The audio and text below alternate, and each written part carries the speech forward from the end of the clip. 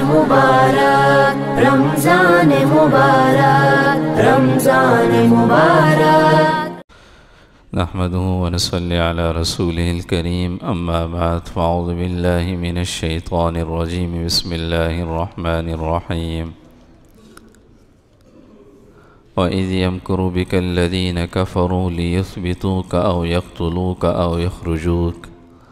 ويمكرون ويمكر الله والله خير الماكرين وقال تعالى في مقام آخر ومن يهاجر في سبيل الله يجد في الأرض مراغما كثيرا وسعة ومن يخرج من بيته مهاجرا إلى الله ورسوله ثم يدركه الموت فقد وقع أجره على الله وكان الله غفورا رحيما صدق الله العظيم وصدق رسوله النبي الكريم ونحن على ذلك لمن الشاهدين والشاكرين والحمد لله رب العالمين۔ گزشتہ درس میں یہاں تک بات بیان ہوئی تھی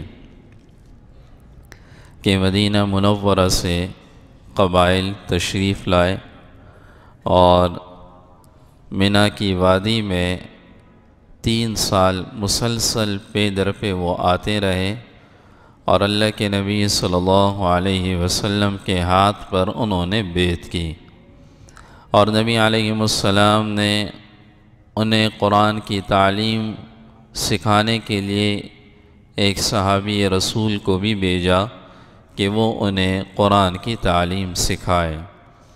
اب ہجرت کا وقت شروع ہو گیا اور مسلمانوں نے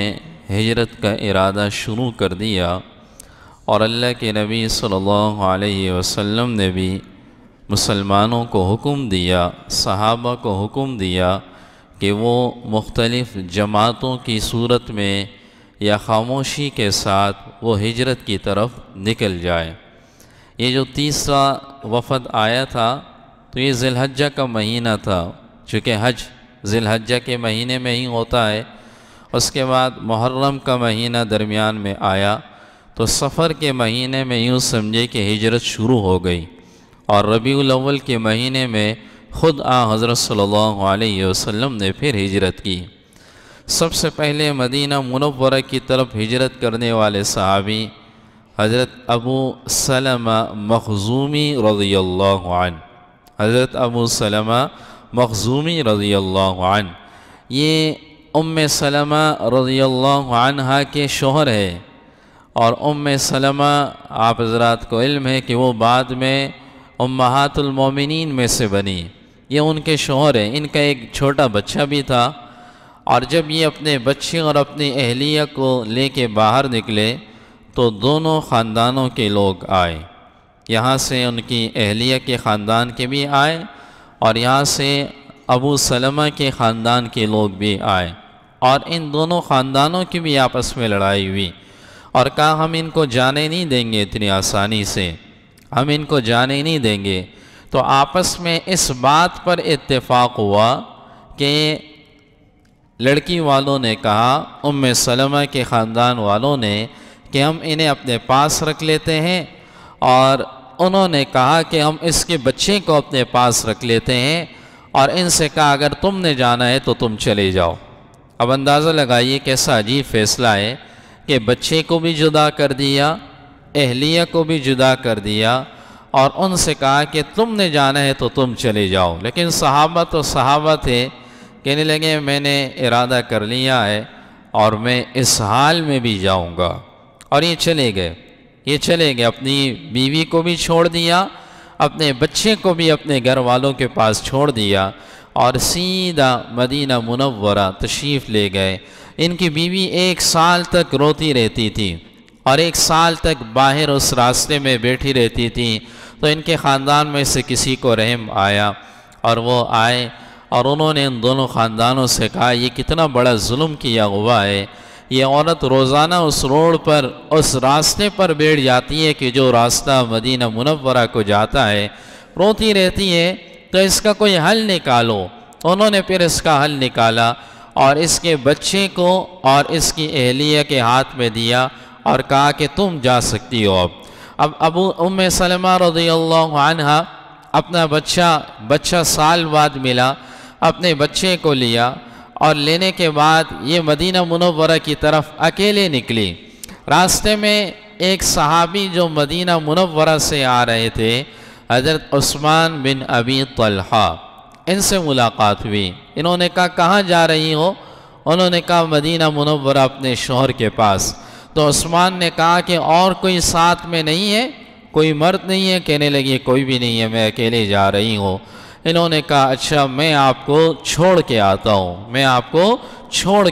ہوں، اور یہ ام سلمہ رضی اللہ عنہ بعد میں عثمان بن ابی طلحہ کے شرافت کے اور ان کے ایمانداری کی ایسی بات کیا کرتی تھی، کہتی ہے کہ جب ہم کسی مقام پہ پڑاؤ ڈالتے تھے تو عثمان میری سواری کو بٹھاتے تھے اور پھر دور چلے جاتے تھے اور مجھ سے کہتے تھے جو آپ کی حاجت ہو آپ پوری کریں، میں تھوڑی دیر بعد واپس آ جاؤں گا۔ اور پھر تھوڑی دیر بعد وہ واپس آتے تھے، پھر سواری کو بٹھاتے تھے، پھر دور جاتے اور کہتے اب تم اس سواری پہ بیٹھ جاؤ، اور پھر اس کے بعد اس طرح سواری لے کے چلتے تھے۔ وہ آگے آگے ہوتے تھے اور میری سواری پیچھے پیچھے تھی، اور اتنے حیادار کہتی ہے میں نے زندگی میں کسی کو نہیں دیکھا۔ اور اس طرح یہ ان کی اہلیہ کو لے کر مدینہ منورہ جب یہ قباء کے محلے کے قریب پہنچے تو عثمان نے ان سے کہا کہ یہ وہ محلہ ہے جہاں پر آپ کے شوہر جو ہے وہ یہاں پر قیام پذیر ہے، اور میں نے ان کے محلے تک آپ کو پہنچا دیا، میرا کام ہو گیا، اب میں یہاں سے واپس جاتا ہوں۔ اور وہیں سے واپس آئے اور ام سلمہ اپنے بیٹے کے ساتھ اس محلے میں داخل ہو گئی، چونکہ اس وقت تمام کے تمام اصحاب اس محلے میں جمع ہوا کرتے تھے۔ اس کے بعد بات آتی ہے دوسرے نمبر پر حضرت عمر ابن خطاب رضی اللہ تعالی عنہ کی، اور نبی علیہ السلام کے ہجرت کا قصہ مشہور ہے۔ سیدنا صدیق اکبر رضی اللہ تعالی عنہ، آپ کی رفاقت اور ان کی باتیں وہ سب کو معلوم ہے، لیکن سیدنا عمر ابن خطاب رضی اللہ تعالیٰ عنہ نے کیسے ہجرت کی، یہ ان کے بیٹے عبداللہ بن عمر رضی اللہ عنہ، ان کا ایک غلام تھا نافع، یہ عبداللہ بن عمر رضی اللہ تعالیٰ عنہ کا ایک غلام تھا، اور یہ غلام بعد میں ایک بہت بڑا عالم بنا، اور انہوں نے اپنے استاد عبداللہ بن عمر سے ان کے والد عمر ابن خطاب رضی اللہ تعالیٰ عنہ کا قصہ سنا، اور حضرت عمر رضی اللہ تعالیٰ عنہ نے فرمایا کہ ہم 3 لوگوں نے آپس میں مشورہ کیا کہ ہم 3 لوگ ایک ساتھ ہجرت کے لیے نکلیں گے، ان میں سے ایک عیاش رضی اللہ عنہ، ایک ہشام، اور تیسرے نمبر پر حضرت عمر ابن خطاب رضی اللہ تعالیٰ عنہ۔ انہوں نے ایک پوائنٹ آپس میں طے کیا کہ اس مقام پر سب کے سب آ کر کل جمع ہو جائے اور ہم سب یہیں سے ہجرت کے لیے آگے نکلیں گے۔ چنانچہ حضرت عمر رضی اللہ تعالیٰ عنہ کے بارے میں آتا ہے کہ آپ نے ایک ہاتھ میں نیزہ لیا اور ایک ہاتھ میں کمان اپنے کندھے پہ ڈالی، تلوار ہاتھ میں لی، چھوٹی تلوار لی، پورے مسلح ہو کر آپ بیت اللہ آئے اور بیت اللہ کا طواف کیا۔ اور بیت اللہ کے قریب آپ کو بتایا تھا کہ اس زمانے میں مشرکین کے بڑے بڑے رئیس سرداران بیت اللہ کے قریب ٹولیوں کے شکل میں بیٹھا کرتے تھے۔ انہوں نے طواف کیا اور طواف کرنے کے بعد 2 رکعت نفل پڑھی، اور اس کے بعد ان لوگوں کے پاس آئے اور ٹولیوں میں لوگوں کے پاس آ کر کہنے لگے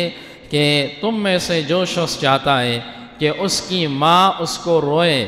اس کی بیوی بیوہ ہو جائے، اس کے بچے یتیم ہو جائے، تو وہ مجھے روک کے دکھائے۔ اور ایک ٹولی نہیں، یہ جتنی بھی ٹولیوں میں یہ مشرکین بیٹھے تھے سب کے پاس آئے اور پورے اسلحے کے ساتھ، تم میں سے جو چاہتا ہے اس کی ماں روئے، اس کی بیوی بیوہ ہو، اس کے بچے یتیم ہو، میرے سامنے آ کے دکھائے۔ اور یہ کہتے ہوئے یہ واحد صحابی ہے علی رضی اللہ تعالیٰ عنہ فرماتے ہیں کہ ہجرت تو تقریباً تمام اصحاب نے اور سب نے خفیہ کی، لیکن سوائے عمر ابن خطاب رضی اللہ تعالیٰ عنہ انہوں نے ہجرت خفیہ نہیں کی، انہوں نے علی الاعلان ہجرت کی اور سب کو کہا مجھے روک کے دکھاؤ، اور یہ کہتے ہوئے اس مقام پہ کہ جو مقام انہوں نے باقی دو کو کہا تھا وہاں چلے گئے، لیکن بدقسمتی سے وہ دونوں حضرات جو ہے وہ آ نہ سکے، انہیں مشرکین نے اور ان کے قریبی رشتہ داروں نے آنے نہ دیا، اور حضرت عمر ابن خطاب رضی اللہ تعالیٰ عنہ وہاں سے مدینہ منورہ تشریف لے گئے۔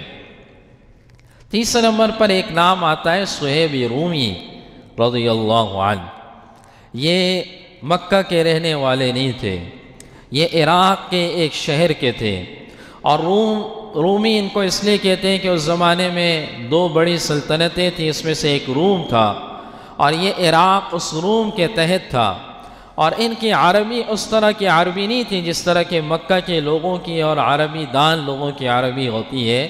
بلکہ ایک عجمیوں کی طرح یہ عربی بولا کرتے تھے۔ یہ مکہ میں غلام بن کے آئے، غلام آئے، لیکن جب یہ مکہ میں آئے اور حضرت صدیق اکبر رضی اللہ تعالیٰ عنہ کچھ اصحاب نے ان کو آزاد کروایا، تو انہوں نے پھر اپنی تجارت شروع کی اور بڑے مالدار صحابی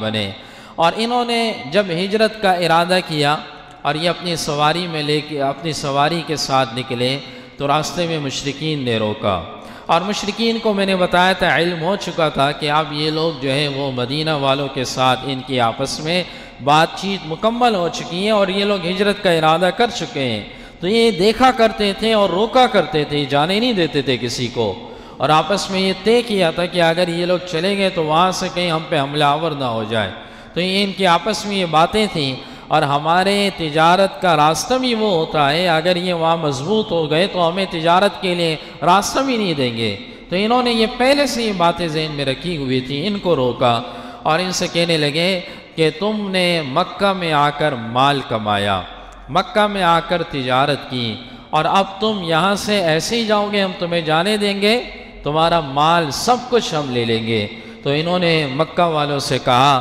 ان مشرکین سے کہا اچھا بتاؤ، اگر یہ سارا کا سارا مال میری جتنی جائیداد ہے وہ سب تمہیں دے دوں تو مجھے چھوڑ دو گے؟ کہنے لگے ہاں تمہیں چھوڑ دیں گے۔ کہا جاؤ یہ سب تمہارا ہو گیا،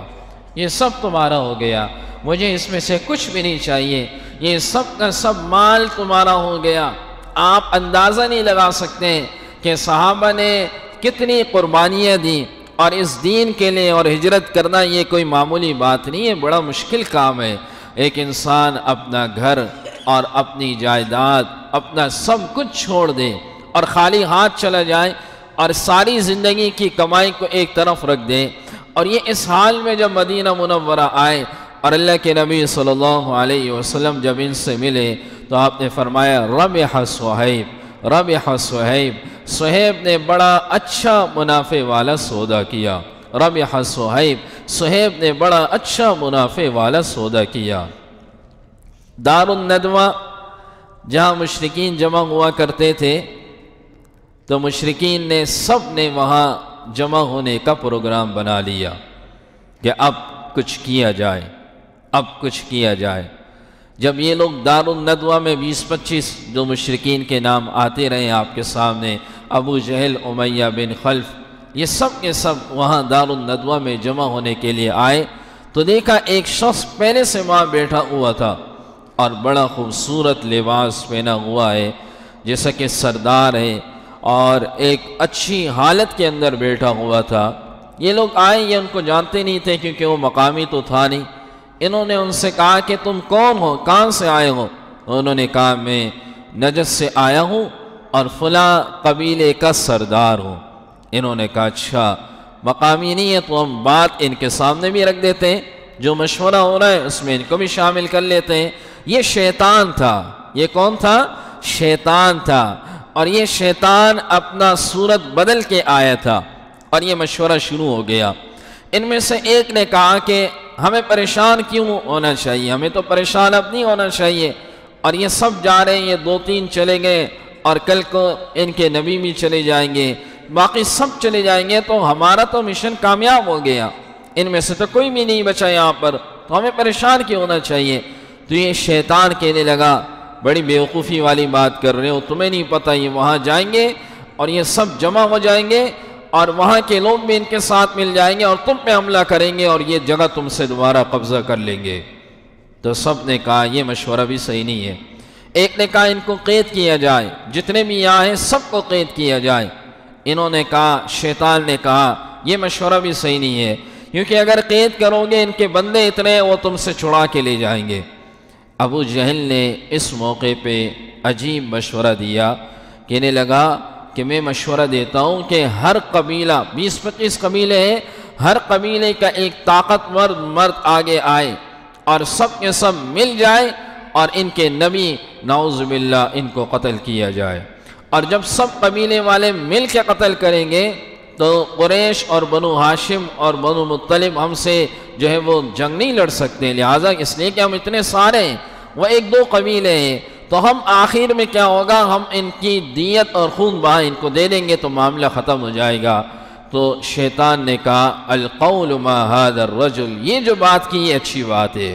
اور اسی بات پر جو ہے وہ تم سب فیصلہ کرو۔ اور انہوں نے آپس میں فیصلہ کیا کہ اب جو ہے وہ سب کے سب جمع ہو جائیں گے اور سب کے سب مل کر جو ہے وہ یہ کام نعوذ باللہ کریں گے۔ اور اس پر قرآن کی یہ آیت جو میں نے شروع میں تلاوت کی، وَإِذْ يَمْكُرُ بِكَ الَّذِينَ كَفَرُوا لِيُثْبِتُوكَ أَوْ يَقْتُلُوكَ أَوْ يَخْرُجُوكَ وَيَمْكُرُونَ وَيَمْكُرُ اللَّهُ وَاللَّهُ خَيْرُ الْمَاكِرِينَ کہ اللہ نے فرمایا یہ لوگ بھی تدبیریں کرتے ہیں اور اللہ نے فرمایا میں بھی تدبیر کرتا ہوں اور میں بہترین تدبیر کرنے والا ہوں۔ یہاں جب یہ مشورہ فائنل ہوا، یہاں سے جبرائیل علیہ السلام اترے اور اللہ کے نبی صلی اللہ علیہ وسلم کو حکم دیا کہ آج اللہ کا حکم ہے آج کی رات یہاں مکہ میں آپ کی نہ گزریں، آج کی رات یہاں سے روانہ ہو جائے۔ تو نبی علیہ السلام نے حضرت علی رضی اللہ تعالیٰ عنہ کو بلایا اور بلانے کے بعد ان کو امانتیں دی اور ان کو ایک سبز چادر دی اور ان سے کہا کہ تم میری مقام پر میری جگہ پر سو جانا اور تمہیں کچھ بھی نہیں ہوگا اور تمہیں یہ نقصان نہیں پہنچا سکتے، اور جب ہم چلے جائیں اور تم ان کے اور یہ ساری کی ساری امانتیں لوگوں کے حوالے کر دو تو پھر اس کے بعد آرام سے تم یہاں سے مدینہ منورہ کی طرف ہجرت کر جانا۔ حضرت علی رضی اللہ تعالیٰ عنہ کے سپرد کیا اور اللہ کے نبی صلی اللہ علیہ وسلم کے گھر کے باہر یہ سب کے سب بیٹھ گئے، یہ مشرکین ایک طرف لائن لگا کے دوسری طرف لائن لگا کے۔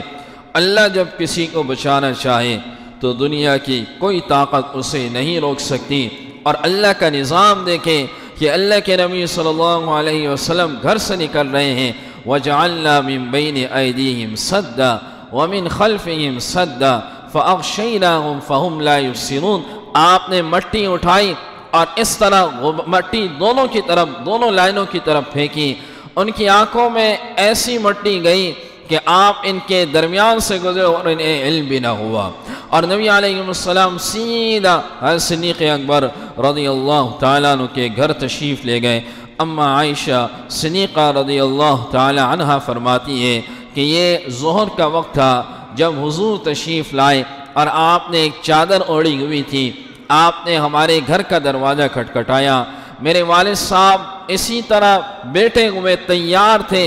اور کئی دن پہلے انہوں نے سواریاں خرید لی تھی کہ ہم جو ہے وہ ان سواریوں میں ہجرت کریں گے۔ یاد رکھیے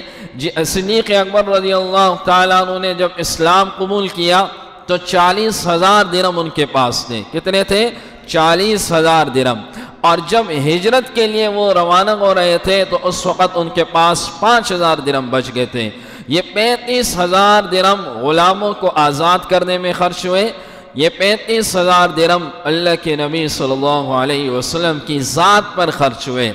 آپ نے فرمایا میں تمام لوگوں کے احسانوں کا بدلہ اس دنیا میں ادا کر چکا، لیکن صدیق اکبر ہے کہ ان کے احسان کا بدلہ کل قیامت کے دن اللہ ہی ادا کرے گا۔ آپ صدیق اکبر کے مال میں خود تصرف کیا کرتے تھے، آپ ان کے مال کو ایسے لگاتے جیسے کہ آپ کا بذات خود یہ مال ہو۔ تو صدیق اکبر رضی اللہ تعالیٰ عنہ نے فوراً دروازہ کھولا اور کھولنے کے بعد آپ نے فرمایا کہ اللہ نے مجھے ہجرت کا حکم دے دیا ہے اور ہجرت کے لیے ابھی حکم ہے اور روانہ ہو جائیں۔ تو انہوں نے کہا یا رسول اللہ صلی اللہ علیہ وسلم کیا میں بھی آپ کے ساتھ ہوں گا؟ آپ نے فرمایا جی ہاں اللہ نے آپ کا بھی حکم دیا ہے، آپ بھی میرے ساتھ ہوگے۔ تو عائشہ صدیقہ رضی اللہ عنہا فرماتی ہے کہ میں نے دکھ میں تو آنسو دیکھے تھے لیکن خوشی میں نے آنسو نہیں دیکھے تھے، اور یہ موقع تھا کہ جس وقت میں نے اپنے والد کو دیکھا کہ وہ خوشی کے مارے ان کی آنکھوں سے آنسو نکل رہے تھے۔ اور یہ خوشی بھی کیوں نہ ہو کہ اتنی عظیم خدمت ان کو ملنے جا رہی ہے کہ حضرت عمر رضی اللہ تعالیٰ عنہ فرمایا کرتے تھے، بلکہ صحابہ بھی ہجرت کے اس سفر کی خدمت کو سب سے بڑی خدمت سمجھا کرتے تھے۔ وہ فرماتے تھے کہ اے ابو بکر میری زندگی کی ساری نیکیاں لے لو، اور وہ جو ہجرت کی ایک رات جو حضور کی خدمت میں آپ نے گزاری ہے 3 راتوں میں سے وہ ایک رات مجھے دے دو۔ یعنی ایسی اس کو اتنی عظیم خدمت سمجھا کرتے تھے۔ اور صدیق اکبر رضی اللہ تعالیٰ عنہ اپنی دونوں سواریوں کو لے آئے، یا رسول اللہ صلی اللہ علیہ وسلم یہ دونوں سواریاں آپ کے لیے حاضر ہیں۔ آپ نے فرمایا میں اپنی سواری پر بغیر پیسے کے سوار نہیں ہوں گا بلکہ خریدوں گا، اور اس لیے اس موقع پر کہا، اس میں نقطہ علماء نے یہ لکھا کہ ہجرت کی فضیلت اتنی ہے کہ اس میں اپنا جان اپنا مال خرچ ہو جائے، اور نبی علیہ السلام نے اس سواری کی قیمت ادا کی۔ صدیق اکبر رضی اللہ تعالیٰ عنہ کے ساتھ آپ غار کی طرف نکلے۔ صدیق اکبر رضی اللہ تعالیٰ عنہ نے اپنے گھر کے سارے افراد کو آپ کی خدمت میں لگا دیا۔ اپنی بیٹی اسما سے کہا کہ دن کے وقت کھانا لانے کا کام وہ آپ کا ہے۔ اپنے بیٹے عبداللہ بن ابی بکر سے کہا کہ مکہ کے لوگوں کو سننا ہے وہ کیا باتیں کر رہے ہیں اور ہمیں آ کے بتانا ہے۔ اپنے غلام عامر بن فہیرہ ان سے کہا کہ آپ نے دن کے وقت کسی جانوروں کو بکریوں کو چرانے کے بہانے وہاں لانا ہے، اور وہاں پر پھر ہمیں آپ نے دودھ پلانا ہے۔ یعنی گھر کے سارے مردوں کو لگا دیا۔ اور عجیب بات آپ کو بتاؤں کہ عبداللہ بن ابی بکر یہ آپ کو مکہ کی خبریں سنانے کے لیے حضور کو اور صدیق اکبر کو غار میں تشریف لایا کرتے تھے، تو ان کے قدموں کے ظاہر نشانات ہوا کرتے تھے، تو پیچھے سے عامر بن فہیرہ بکریوں کا ریوڑ لاتے تھے اور وہ سارے نشانات مٹا دیتے تھے۔ اس ترتیب سے یہ ہجرت کی انہوں نے، اور اس ترتیب سے پورا ایک نظام بنایا کہ اس وقت میں عبداللہ جائے گا اور پھر اس وقت میں عامر جائے گا تو پاؤں کے نشانات ختم ہو جائیں گے، اس سے پہلے اسما جائے گی تو ان کے پاؤں کے نشانات بھی ختم ہو جائیں گے۔ اس نظام کو اس ترتیب سے ان حضرات نے چلایا، اور یہ گئے اور جانے کے بعد یہ غار سون کی طرف روانہ ہوئے۔ اور وہ غار آپ میں سے جو حضرات گئے ہوں تو انہوں نے دیکھا ہوگا کہ اس پہاڑ کی چوٹی پہ آدمی چڑھتا ہے تو چوٹی سے نیچے ہے وہ غار، چوٹی سے تھوڑا سا نیچے جانا پڑتا ہے، تو نیچے کی طرف صدیق اکبر رضی اللہ تعالیٰ عنہ گئے اور اس غار کے اندر صفائی کی۔ غاروں میں ظاہر ہے زہریلی چیزیں سانپ بچھو وغیرہ غار میں رہا کرتے ہیں، انہوں نے تمام چیزیں صاف کی۔ بعض روایتوں میں آتا ہے جو اکثر خطبہ بیان کرتے ہیں کہ تمام سوراخوں کو بند کیا، اور تمام کے تمام سوراخوں کو بند کرنے کے بعد ایک سوراخ بچا جس میں انہوں نے اپنے پاؤں کی ایڑی کو رکھا، اور اللہ کے نبی صلی اللہ علیہ وسلم اس طرح اس غار کے اندر تشریف لائے۔ یہاں پر یہ بھی بات ذہن میں رکھیں کہ یہاں جب مشرکین کو علم ہوا، اس بات کا علم ہوا کہ وہ چلے گئے ہیں، تو انہوں نے سب سے پہلے ابو جہل آیا اور صدیق اکبر رضی اللہ عنہ کے گھر میں آیا اور دروازہ کھٹکھٹایا تو اسما نکلی، حضرت اسما نکلی، اور یہ بچی تھی کیونکہ حضرت عائشہ صدیقہ رضی اللہ عنہا ان کا نکاح حضور کے ساتھ ہوا تھا لیکن رخصتی نہیں ہوئی تھی، تو ان کی عمر 7-8 سال تھی، تو ان کی عمر تو پھر اس سے بھی کم تھی، 5-6 سال کی ہوگی۔ تو انہوں نے ان سے پوچھا کہ آپ کے والد کہاں ہیں، آپ کے والد کہاں ہیں؟ تو اس بچی نے یہ نہیں کہا مجھے نہیں پتا، بلکہ اس بچی نے کہا مجھے پتہ ہے لیکن نہیں بتاؤں گی، مجھے پتہ ہے لیکن نہیں بتاؤں گی۔ یہ آپ دیکھیے کہ حضور سے محبت کا اس گھرانے نے حق ادا کیا۔ اور وہ بچی کہتی ہے کہ مجھے انہوں نے اتنا زوردار تھپڑ رسید کیا کہ میرے کان بھی بجنے لگے اور اس تھپڑ سے میں سیدھا نیچے گری، یعنی اتنا زوردار انہوں نے تھپڑ رسید کیا، اور نشان میرے چہرے پر آیا جس کو اللہ کے نبی صلی اللہ علیہ وسلم نے پھر دیکھا، اور آپ نے پوچھا کہ کیا ہوا، یہ چھپا رہی تھی، یہ کھانے لے کے آئے تو چھپا رہی تھی وہ نشان۔ پھر انہوں نے بتایا کہ اس طرح ابو جہل نے مارا ہے، اور اس وقت اللہ کے نبی صلی اللہ علیہ وسلم نے اس غار میں اس گھرانے کے لیے بڑی دعائیں کی۔ اور اسی طرح یہ چلتا رہا۔ یہ دن کو عامر بن فہیرہ بکریوں کو چرانے کے بہانے آپ کو دودھ پلایا کرتا، اور اسی طرح عبداللہ بن ابی بکر وہ آیا کرتا اور آپ کو سارے حالات بتاتا۔ اسماء بنت ابی بکر وہ کھانے لے کر آتی۔ یہ نظام 3 دن 3 راتوں تک چلتا رہا، 3 دن 3 راتیں۔ اور 3 دن 3 راتیں مکمل ہوئی تو صدیق اکبر رضی اللہ تعالیٰ عنہ نے ایک شخص کو بلایا ہوا تھا، اور اس شخص کا نام تھا عبداللہ۔ وہ مسلمان نہیں تھا، اور یہ شخص مدینہ منورہ کی طرف جانے والے تمام راستوں کو جانتا تھا۔ ایک راستہ وہ تھا کہ جو عام معروف سا راستہ ہوتا ہے جس میں تمام لوگ جاتے ہیں، قافلے گزرتے ہیں۔ ایک راستہ وہ تھا کہ جو اس سے ہٹ کے تھا، جس کو آپ یوں کہیں پوشیدہ راستہ، جو عام لوگوں کا راستہ نہیں تھا، وہ اس شخص کو معلوم تھا، اور انہوں نے اس شخص کو پیسے دیے ہوئے تھے، اور ان کی ذمہ داری تھی کہ وہ اس راستے سے لے جائیں۔ تو 3 سواریاں تھیں، ایک پر اللہ کے نبی سوار ہوئے، ایک پر صدیق اکبر سوار ہوئے، اور ایک پر جو ہے وہ عامر بن فہیرہ کے بارے میں آتا ہے، یہ اور عبداللہ سوار ہوئے۔ اور ایک روایت میں یہ آتا ہے کہ ایک سواری پر صدیق اکبر اور آپ علیہ السلام سوار ہوئے، اور دوسرے پر جو ہے وہ عامر تھے، اور تیسرے پر جو ہے وہ عبداللہ جو نشانات اور جو راستوں کو جانتا تھا وہ سوار ہوا۔ یہ قافلہ اس طرح چلتا رہا تو راستے میں 3 قسم کے واقعات رونما ہوئے۔ راستے میں ایک جگہ دیکھا تو ایک صحرا میں ایک خیمہ لگا ہوا تھا، اور ان حضرات کو ظاہر بھوک لگی ہوئی تھی، اور اس خیمے کے قریب یہ پڑاؤ ڈالا، اور اس خیمے میں ایک بوڑھی سی ایک عورت تھی، معبد اس کا نام تھا، اور اس خیمے کے اندر ایک کمزور سی ایک بکری تھی اور ایک بوڑھی سی عورت۔ صدیق اکبر رضی اللہ تعالیٰ عنہ گئے اور کہا کہ کچھ کھانے کے لیے ہے؟ وہ خود غریب نے کہا کچھ بھی نہیں ہے۔ کہا کہ کوئی بکری ہو، اس کا دودھ ہو؟ کہا کہ وہ بھی نہیں ہے۔ کہا کہ گھر میں کوئی بکری ہے؟ کہا ایک بکری ہے، کمزور سی بکری کھڑی تھی، کہا یہ بکری ہے۔ تو کہنے لگے کہ اس بکری کا دودھ اگر نکالیں، وہ کہنے لگی کہ میرے شوہر جو ہے وہ بکریوں کو چرانے کے لیے لے گئے ہیں، اور اگر اس بکری میں دودھ دینے کی طاقت ہوتی تو ان کو بھی چرانے لے جاتے ہیں، یہ تو چل بھی نہیں سکتی ہے، یہ تو چل بھی نہیں سکتی ہے، اس کو تو گھر پہ اسی لیے چھوڑا ہے۔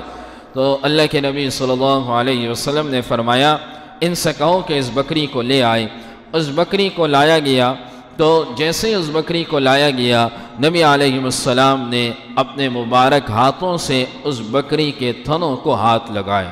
اور ان کے دودھ کو دھونا شروع کر دیا۔ صدیق اکبر فرماتے ہیں کہ جیسے ہی ہاتھ لگائے تو ان کے تھن بھر گئے، اور ہم نے برتن منگوایا اور میں نے دیکھا کہ اس دودھ کے جھاگ اوپر آ رہے تھے، اور وہ برتن بھر رہا تھا۔ اور جب وہ برتن بھرا تو نبی علیہ السلام نے فرمایا پہلے اس عورت کو پلاؤ، اس عورت کو پلاؤ، اس بوڑھی عورت کو پلاؤ۔ اس بوڑھی عورت نے پیا، پھر صدیق اکبر نے کہا کہ میرے حضور نے پیا، پھر میں نے پیا، پھر باقی ساتھیوں نے پیا۔ صدیق اکبر رضی اللہ تعالیٰ عنہ کی عجیب محبت ہے، انہوں نے الفاظ یہ لکھے کہ فشرب شرب حتی رضیت، جیسا کہ ایک ماں اپنے بچے کو پیاس کے وقت اور اسی طرح بھوک کے وقت دیکھتی ہے کہ وہ کھا پی رہا ہے تو ماں خوش ہوتی ہے۔ انہوں نے کہا کہ میں حضور کو دیکھ رہا تھا کہ آپ جب پی رہے تھے تو آپ کے پینے سے مجھے خوشی ہو رہی تھی، یعنی حضور پی رہے تھے دودھ اور مجھے خوشی ہو رہی تھی، اور اس بات سے مجھے فرحت محسوس ہو رہی تھی۔ نبی علیہ السلام نے پیا، اور پھر بھی اس کے اندر دودھ بچا ہوا تھا۔ آپ نے کہا کہ ان سے کہو کہ آپ کے شوہر آ جائے تو ان کو بھی پلا دینا، اور ان سے کہو یہ گھر میں رکھیں۔ جب وہ دودھ گھر میں رکھا، قافلہ روانہ ہوا، پیچھے سے ان کے شوہر آ گئے، اور شوہر نے کہا یہ دودھ کہاں سے آیا؟ کہنے لگی کہ یہ اس بکری سے آیا۔ شوہر نے کہا یہ مذاق مت کرو، کہا اسی بکری سے آیا۔ کہا پورا قصہ سناؤ، کیا ہوا؟ اس عورت نے کہا کہ اس طرح ایک معزز شخص آیا تھا اور اس طرح کے لوگ آئے تھے، اور اس عورت نے پھر حضور کی مدح میں اشعار کہے، اس وقت اپنے شوہر کے سامنے حضور کی تعریف کہی کہ اس طرح کا ایک شخص آیا تھا، شریف النفس تھا، اس کی آنکھیں ایسی تھی، اس نے ہمارے اس کمزور بکری کو ہاتھ لگایا اور اس کے تھن بھر گئے، اور اس نے پورا ایک واقعہ اشعار کی صورت میں بیان کیا۔ اور پھر یہ بھی جو ہے یہاں سے مدینہ منورہ روانہ ہوئے تھے۔ ایک اور واقعہ ہوا سراقہ بن مالک کا۔ سراقہ بن مالک، جب مکہ کے مشرکین کو علم ہوا کہ یہ لوگ نکل چکے ہیں اور ان کے نشانات نہیں مل رہے، تو ابو جہل نے اور سرداران نے اعلان کیا جو پکڑ کے لائے گا ہم انہیں 100 اونٹ انعام میں دیں گے، چاہے وہ زندہ ہو چاہے وہ مردہ ہو۔ 100 اونٹ کا مطلب اس زمانے میں ظاہر اونٹ ہی سب سے بڑی چیز تھی۔ آپ یوں کہیں کہ آج کے زمانے میں کہیں 100 گاڑیاں انعام میں دیں گے، 100 گاڑیاں انعام میں دیں گے، تو ظاہر ہے کتنی لالچ ہوگی۔ ایک گاڑی کے لیے آج جو ہے وہ لوگ کتنی لالچ کرتے ہیں، اور پھر 100 گاڑیاں ہوں تو کتنی لالچ ہوگی۔ تو 100 اونٹ کا لوگوں نے سنا تو لوگ پھیلتے گئے اور لوگ پھیلتے گئے۔ سراقہ بن مالک کہتے ہیں کہ میں ایک مجلس کے اندر تھا تو ایک شخص آیا اور اس نے کہا میں نے ساحل کی طرف 4 لوگوں کو جاتے ہوئے دیکھا ہے۔ سراقہ نے کہا میں نے دل میں سوچا یہی لوگ ہوں گے، لیکن میں نے مجلس میں لوگوں سے کہا کہ نہیں وہ نہیں ہوں گے، کوئی اور ہوں گے۔ اور جب یہ آدمی چلا گیا تو کہنے لگے کہ میں سیدھا یہاں سے اپنی سواری لے کر نکل گیا، اور ان کی تلاش میں کہ مجھے علم ہو گیا کہ وہ راستہ بھی جاتا ہے مدینہ، تو مجھے پتہ چل گیا کہ یہی لوگ ہیں، اور میں تیزی کے ساتھ چلا گیا۔ اور جب میں ان کے قریب پہنچا تو صدیق اکبر رضی اللہ تعالیٰ عنہ نے سراقہ ابن مالک کو دیکھا تو آپ نے حضور سے فرمایا دیکھو یہ ہمارے قریب آ رہا ہے۔ حضور نے فرمایا لا تحزن، مت گھبراؤ مت گھبراؤ۔ اور جب یہ قریب آنے لگا تو حضور نے بد دعا دی، اور بد دعا دی، اس بد دعا کی وجہ سے پتھریلی زمین میں اس کے گھوڑے کے پاؤں دھس گئے۔ ریتی زمین میں تو سمجھ آتی ہے، اور پتھریلی زمین میں دھسنا یہ حضور کے معجزات میں۔ یہ پاؤں دھسے تو سراقہ نے اس وقت کہا کہ کاش یہاں ابو جہل ہوتا اور وہ یہ منظر دیکھتا تو وہ بھی آج گواہی دیتا کہ واقعی آپ اللہ کے رسول ہیں۔ اور بدقسمتی سے خود یہ مسلمان نہ ہوا، لیکن اس نے اس وقت کچھ حضور سے کہا کہ میں چاہتا ہوں کہ میں آپ کی کچھ خدمت کروں، اور حضور نے قبول نہ کیا ان کی کوئی بھی خدمت۔ اس نے کہا راستے میں آپ جاؤ گے تو ایک مقام آتا ہے، وہاں اس مقام پر میرے جانور ہیں، اور نشانیاں بتائیں، بکریاں ہیں، گھوڑے ہیں، اور اس مقام پر جب آپ پہنچو تو وہاں کے لوگوں کو میرا یہ حوالہ دینا، اور وہ آپ کو جتنا آپ اس میں سے سواریاں لے جانا چاہو آپ لے جا سکتے ہو۔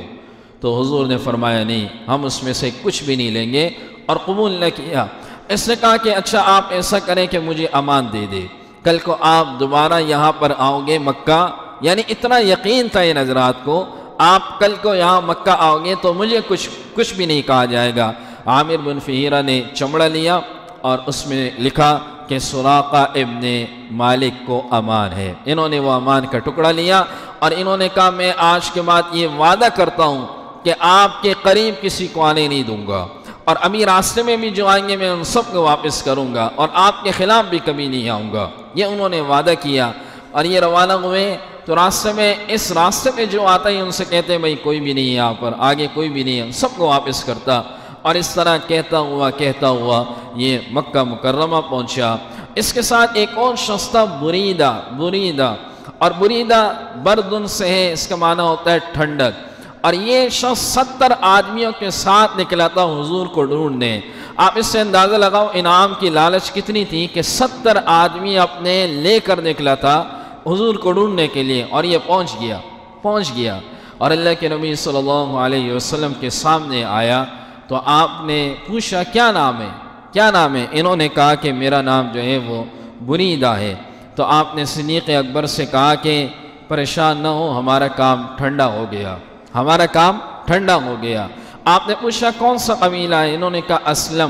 اسلم قبیلے سے ہوں۔